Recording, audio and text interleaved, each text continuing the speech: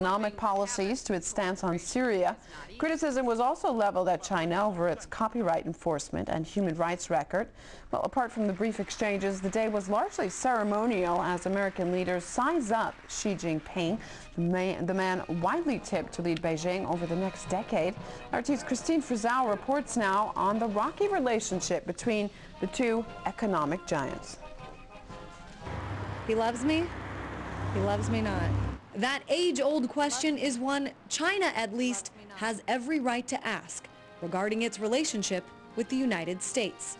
Just in the last 3 years, China has been wined and dined, praised and envied for its ability to do whatever it wants. Right now, China, the government, can disconnect parts of its internet in the case of war. We need to have that here, too. The Chinese pay zero capital gains tax. Folks in Congress are also going to get a chance to decide later in the month whether our construction workers should sit around doing nothing while China builds the best railroads, the best schools, the best airports in the world. But it turns out those chocolate-covered compliments seem to come just as frequently as those cold-hearted criticisms. And it's not just the president himself. Those hoping to take his job also tend to flip-flop. These guys are after us, and looking for ways to harm us. China doesn't want to bury us. They want to see us succeed and thrive so we can buy more Chinese products. Ivan Eland, senior fellow at the Independent Institute, says the paradox transcends the rhetoric. We borrow a lot of money from China, too, so it's quite a curious thing that we're really borrowing money to pay for defending other countries from China, right? I mean, that's what we're really doing. In life and love, there appears to be a fine line between resentment and respect. I want to beat China. I want to go to war with China and make America the most attractive place in the world to do business. If you look at China, they're in a very different situation. They save for their own retirement security. They don't have AFDC. They don't have the modern welfare state, and China's growing. It's that growth and the sharing is caring relationship that has bound these countries in this holy union. This trade and economic interdependence with China is really a defining factor. Perhaps like most relationships, there's nothing simple about the one between the U.S. and China. There are disagreements about who gets to lead when, how to spend the money, and how to raise the children. But the fact is, this relationship is one that's going to be around for generations to come.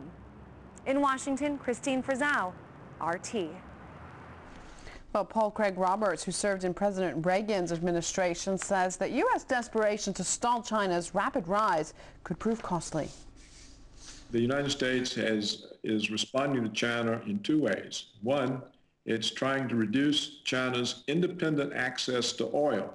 Iran accounts for 20% of China's oil. So it doesn't make a whole lot of sense for Washington to go to China and say, look, embargo yourself from Iranian oil and let us put an American puppet in office in that country as well so we can prevent your economic development from catching up to us too quickly. And the United States is responding to China also with increased military presence. The United States says that the South China Sea is an area of national interest to the United States. Now, of course, that doesn't make any sense. It's like China saying the Gulf of Mexico is an area of national interest to China. So I think these types of militaristic statements encourage China to build up its military. And so the Americans essentially may be trying to start another arms race. Well, look now at some other stories making headlines across the world. First, to a disaster in Honduras. At least 200